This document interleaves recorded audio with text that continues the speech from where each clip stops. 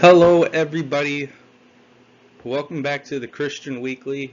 I'm your host, Patrick Dorrance, and wow, it has been 2 months and 6 days since I last posted.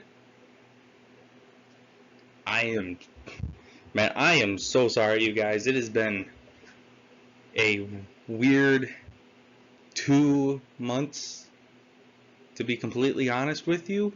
I didn't intend for it to go on that long.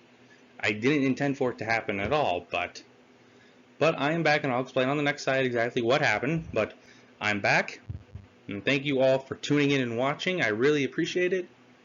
If you enjoy the video, hit like and subscribe, share it if you feel compelled. And today I'm going to talk about politics and Christianity, and I'm just really going to share opinion here, but I'm also going to share some fact and things you got to be careful of, because you mix religion with politics, it can be a very dangerous mess. But that's what we're going to be talking about today. And just quick disclaimer, all the images that are used in this video, I don't own them. Those belong to Google. The source is credited in one of the last slides. But yeah, anyway, thank you all for joining in, and let's get on to it. So first off, where have I been? I'm just going to say right now, I was not in the hospital with Corona. I'm not going to say the actual word because I know my video is going to get flagged for it. So I'm just calling it Rona. You know what I'm talking about. I didn't get that. I haven't been sick with it. I haven't actually been sick at all. Which, thanks be to God for that. Really, I've just been having some, spiritual, personal problems. Not in the doubting area. Not considering being an atheist or anything. Nothing like that.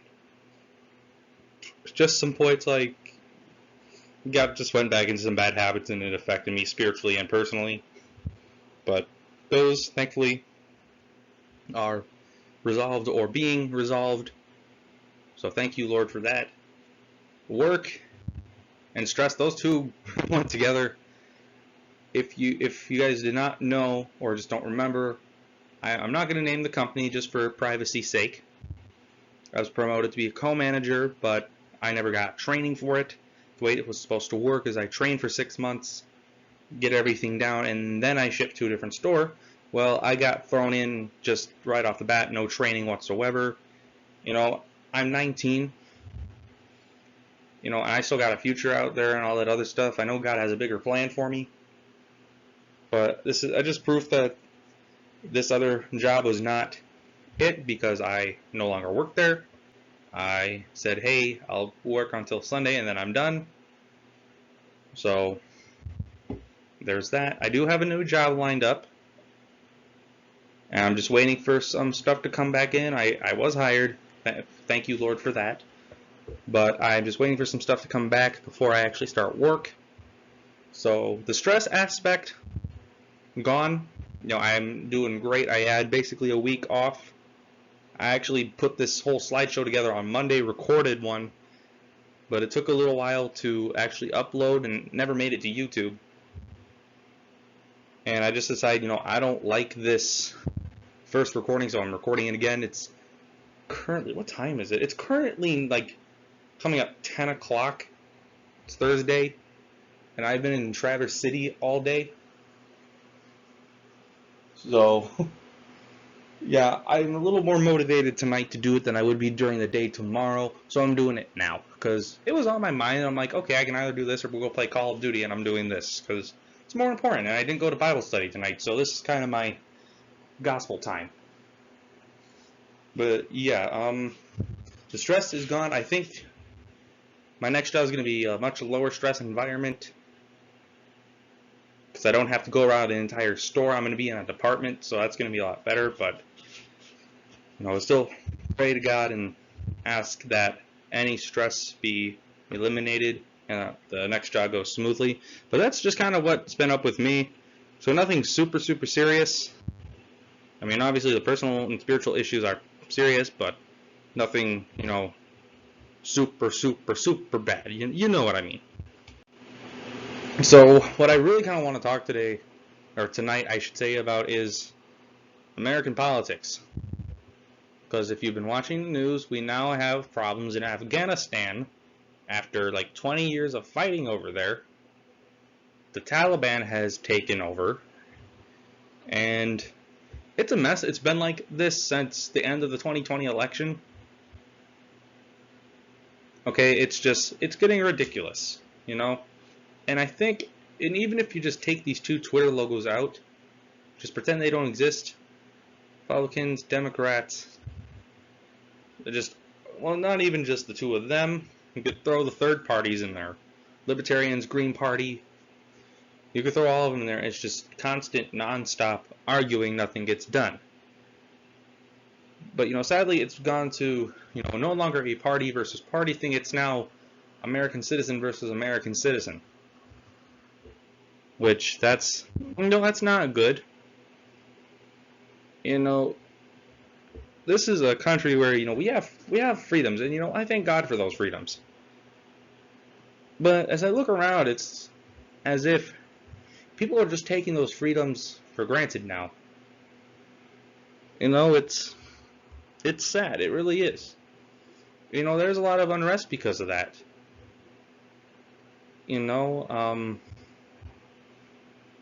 Like with the BLM riots and everything, Antifa.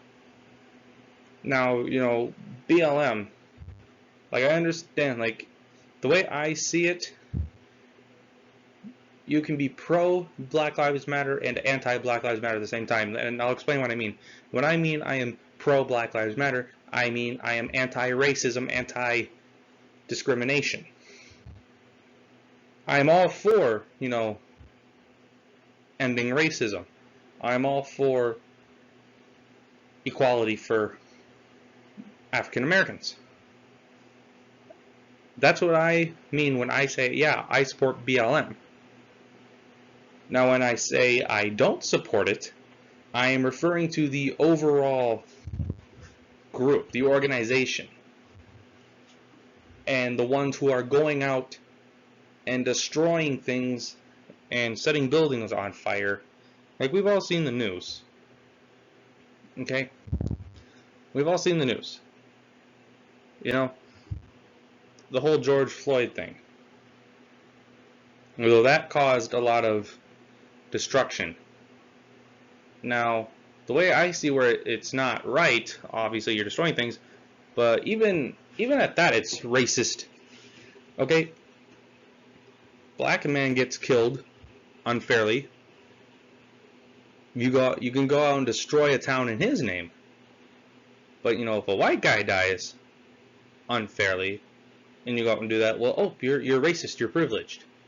Now, I'm not trying to speak on like, oh, you should believe this or you shouldn't believe this. I'm just giving my opinion.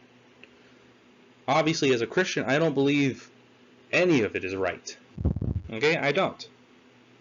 So like, you can fight for, black voices, absolutely.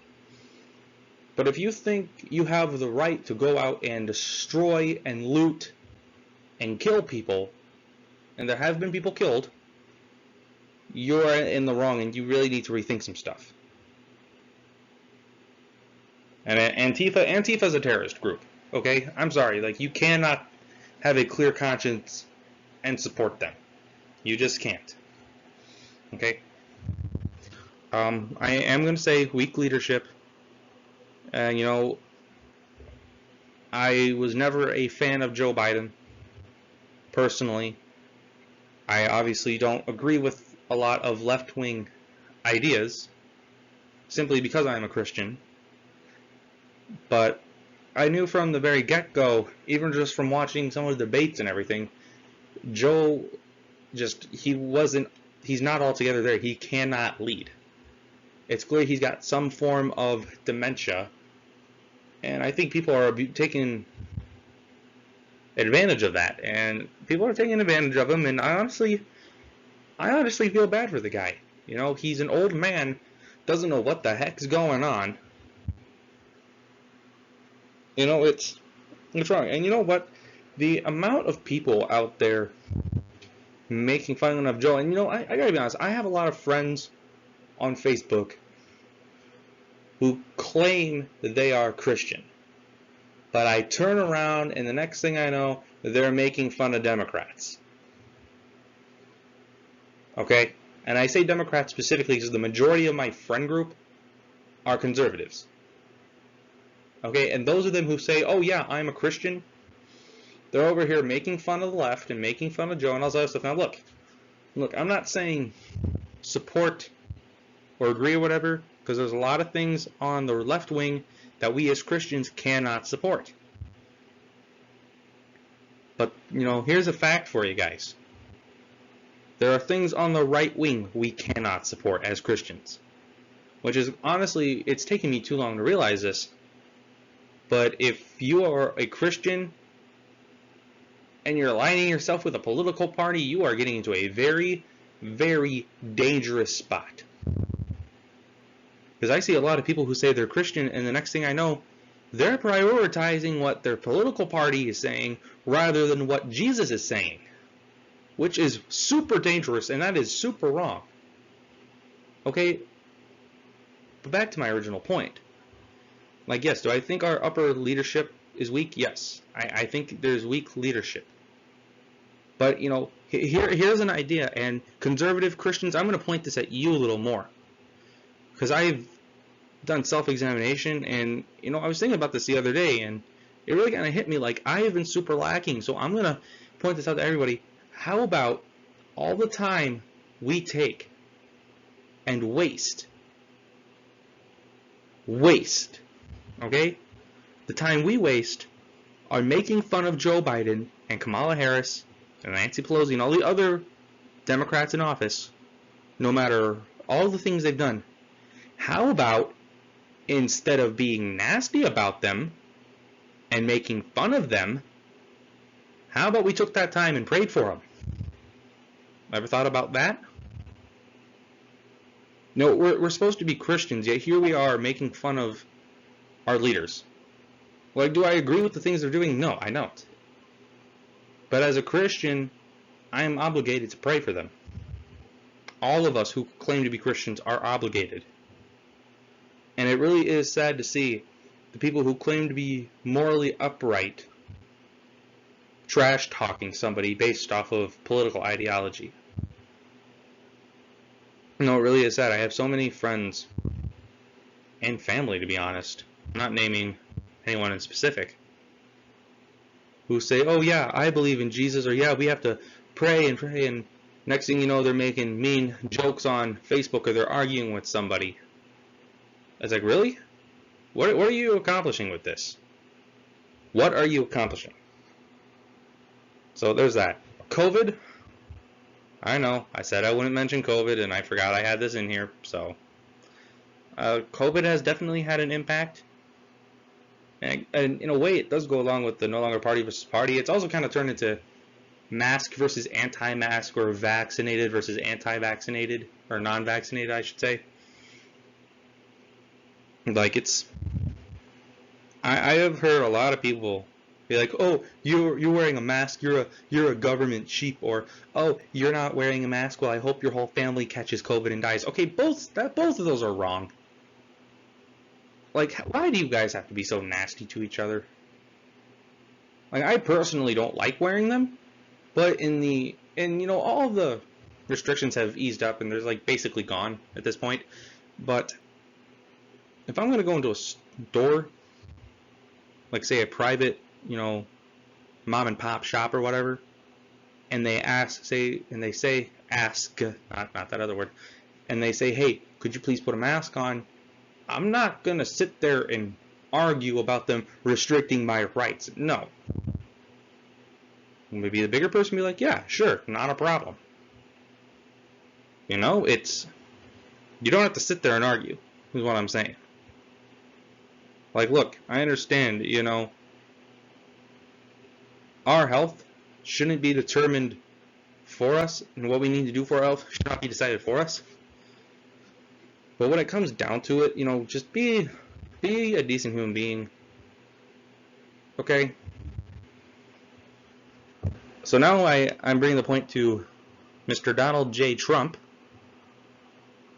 I mean, he's become a huge icon, and honestly, he's become for a lot of people an idol, which is also very dangerous. Again, I point to a lot of people who I know are conservative and say they're Christian. They almost idolize Trump, like, oh yeah, he's the greatest president in history since Ronald Reagan, blah, blah, blah, blah. It's like, okay, well, what are you getting at? Yeah, was he an effective leader? Yeah. But, you know, he was kind of a jerk in a lot of places. Okay, look, I will openly admit I voted for Trump in the 2020 election just because I thought he was the better option. I honestly thought about voting for Joe Jorgensen. But I figured, okay, this is a high-risk election. I'm going to use it on who is clearly the better option. I mean, obviously that didn't end up happening, but I mean, was he an effective leader? Yeah. But, you know, there was a lot of mean, nasty things he said, and, you know, I understand, like, oh, well, who cares what he said? Like, well, that does say a lot about a person. Like, I'm not saying he should have been banned from Twitter, but he should have put the phone down. You know? And we all know the thing that happened. It was about about a reporter. I think a reporter had autism or something. I don't remember exactly, but Trump did kind of make fun of him. Well, not kind of. He practically did. He basically did make fun of him, and that was wrong. I'm watching this video. I'm like, seriously, you're actually doing this right now on live television? Not cool. Not cool. But I know I'm probably going to get a lot of heat for this, but you know what? I don't care. It's my opinion. It's honestly truth at this point. You know? But then finally, it comes down to rights, too. You know, we have a lot of rights in this country, and I'm thankful for that. You know, God blessed me by having me born in this country. And, you know, I'm always going to be grateful for that. But it's really the fear of people's rights being lost is what's causing a lot of problems as well.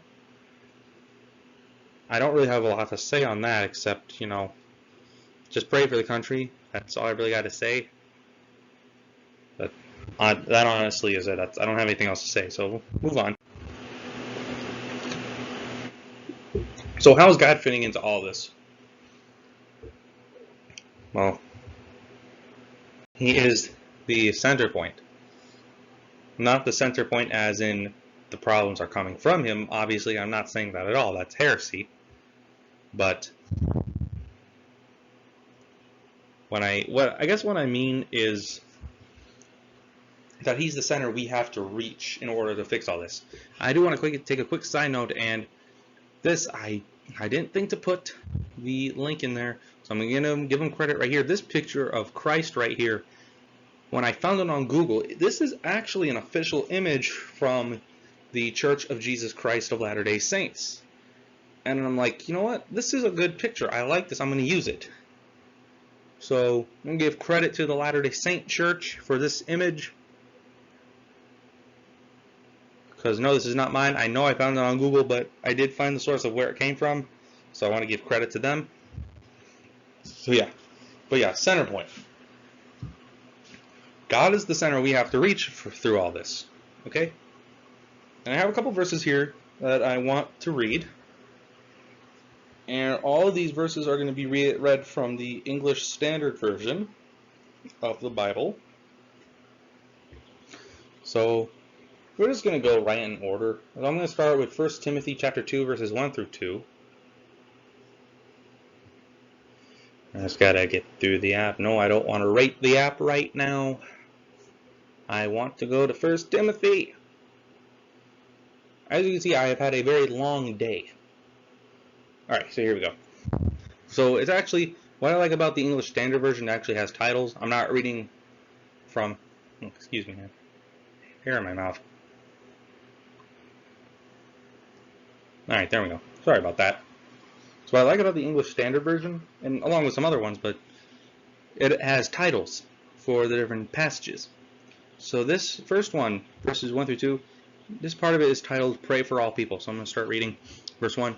First of all, then, I urge that supplications, prayers, intercessions, and thanksgivings be made for all people, too, for kings and all who are in high positions, that we may lead a peaceful and quiet life, godly and dignified in every way.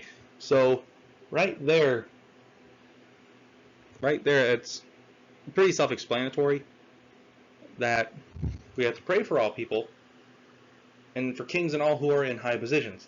That would include anyone really in a seat of the U.S. government. That also includes other countries' governments. Okay, don't just pray for your own, pray for everyone. That's what it says. That's the title. Pray for all people. Not pray for all Americans or all Canadians or all Mexicans or all of some other country somewhere. All people. That's everybody. So, and it's like I said last slide.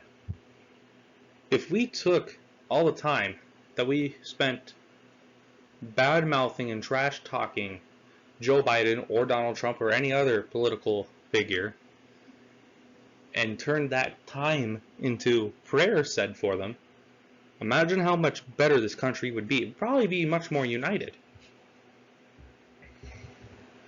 So my next one comes from Titus 3:9. And as you can see, I have it labeled as "Don't be a Facebook politician." I think that's actually pretty good for it. But this is verse 9. I think I'm going to read verse 10 and possibly 11, but we'll read 9 first. But avoid foolish controversies, genealogies, dissensions, and quarrels about the law, for they are unprofitable and worthless. Okay, so we're going to stop right there for a second. So I want to focus on that last part, for they are unprofitable and worthless. I mean, that doesn't necessarily have to be about the law. That could be about anything. It can be about anything. Okay, what do you gain out of an argument? What do you gain? I've never gained anything. I have gained things from a civil discussion. I've gained things from that. For example, the last Bible study I went to last Thursday, we were finishing up our debate sessions. Now, my Bible study, what we do is every month, once a month, we take one of those days, set aside whatever we were studying, and we do practice debates. Half the group divides up into Christians, the other half divides into, some non-Christian religion, a pagan religion. You can be an atheist, an agnostic, be a former Christian, or someone who's searching for answers, something like that. It's basically practice for out in the real world when we actually have to give a witness and defend Christ and defend the church and give an answer and possibly even bring someone to Christ. That's our goal as Christians. That's the goal. So I had gone the week before, and we didn't get a chance to really finish up because one thing led to another, and there was a longer discussion between some people. But we finished up last week, and we had a small group, and there were some people who didn't get a chance to debate, but a few of us decided, yeah, we'll do it again. Well, there was me, who I am Catholic. I'm Catholic, but I'm kind of like wavering away from that side of it. I'm still a Christian, obviously, otherwise I wouldn't be doing this YouTube channel, but I'm sort of drifting away from that. And then we also have some missionaries from the Church of Jesus Christ of Latter-day Saints, whom my brother and I are actually pretty good friends with. And so we were talking about, does anybody else want to do a debate, and if so, who's going to do what? Well, I made the suggestion to both missionaries, like, hey, we could do this. One of you guys, obviously strong devout in your faith, versus me, acting as a strong devout Catholic, playing Catholicism's advocate. So a strong devout Latter-day Saint versus a strong devout Catholic. And we had a civilized debate. It really wasn't even a debate, it was more of a discussion. And I learned some things about him and his faith. He learned some things about me and mine. And even another kid who wasn't even part of the discussion was like, hey, you know what? I learned this from you, and you mentioned this. Can you explain a little more? And I explained it, and we all learn from each other. That's how it should be. So I've gained, and I'm sure everyone who's experienced this, even if it's not in a religious sense, it could be on a secular, oh man, I'm sorry, I can't do words, topic, be on a secular topic like food or something, or, something about exercise, rather than arguing and being mad at each other, you gain more from actually having a discussion with somebody and learning.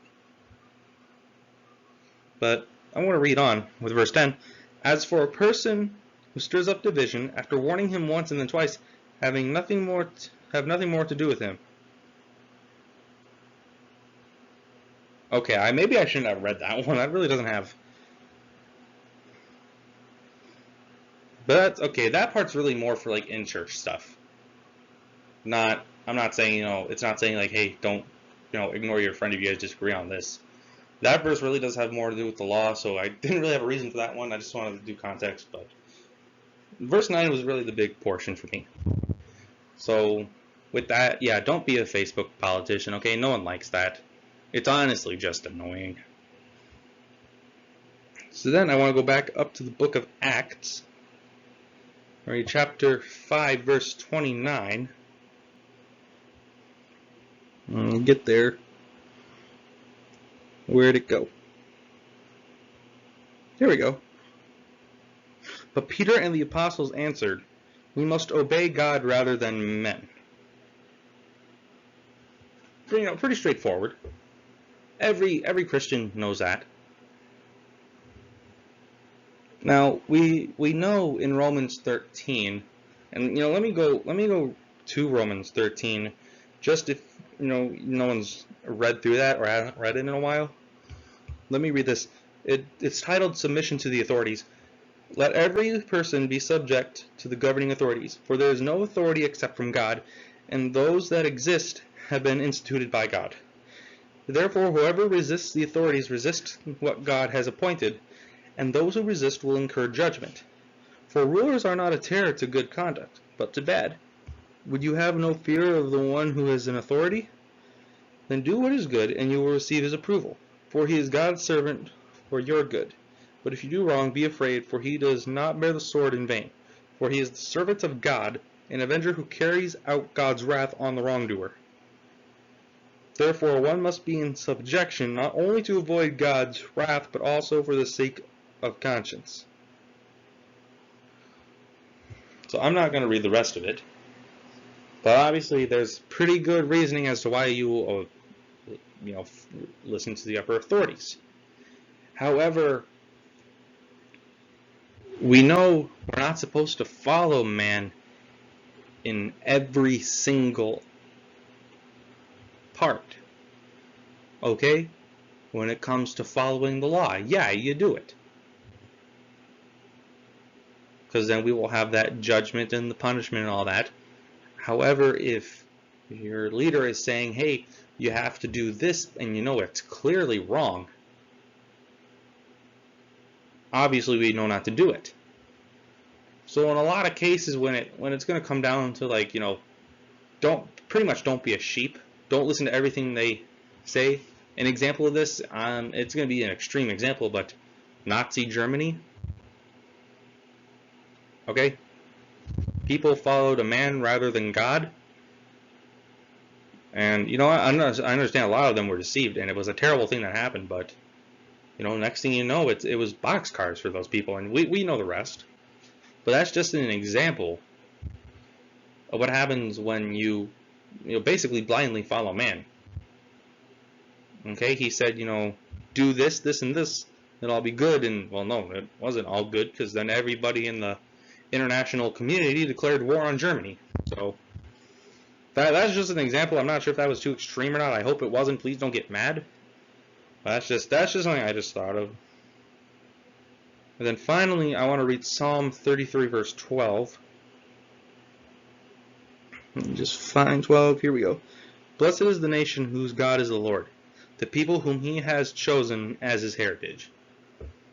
Now really, I just want to focus on the first portion. Blessed is the nation whose God is the Lord. If you look back at it, America was founded by Christians. By default, this nation is a Christian country.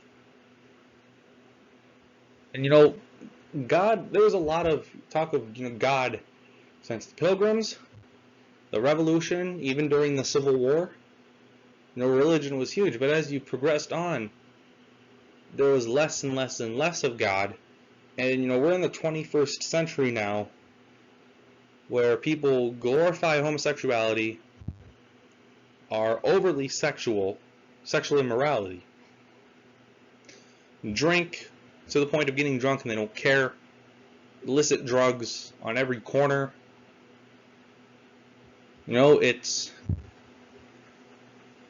And people, they're making fun of God. You see it on TV, you see it online.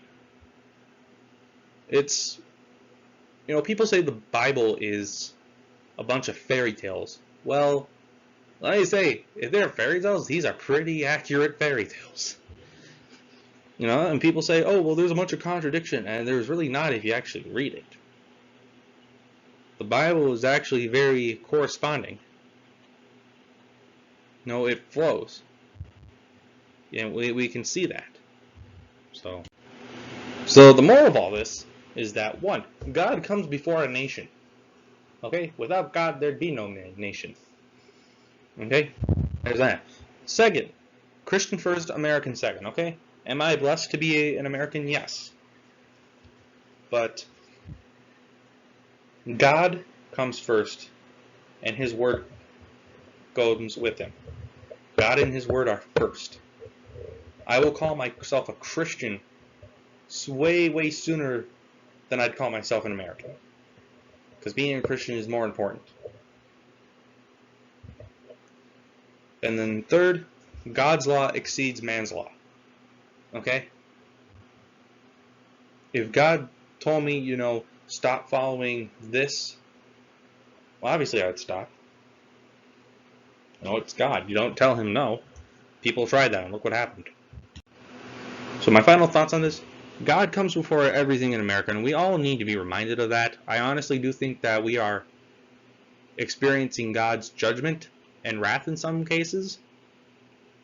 And I think there's going to be more of that to come if America does not get back on track. Party doesn't matter, okay? If you're too focused on a political party, your mind is in the wrong area.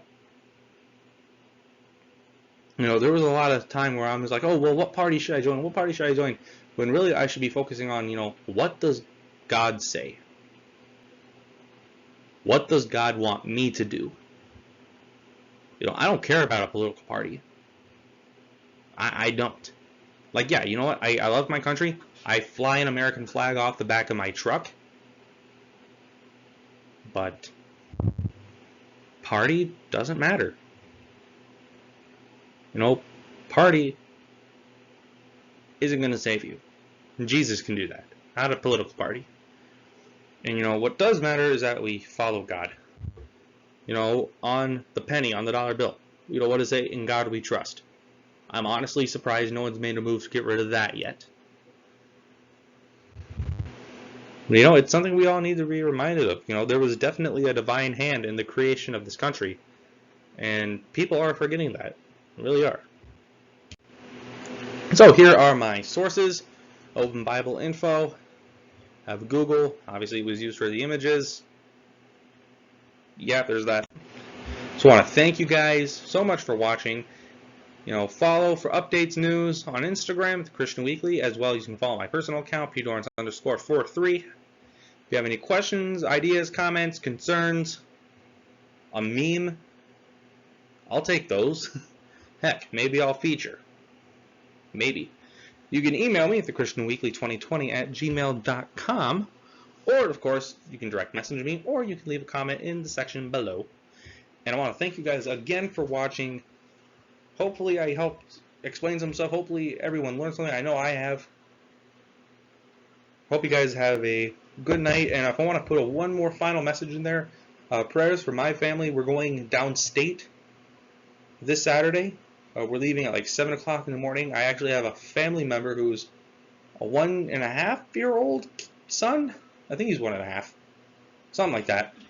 He is being baptized on Saturday.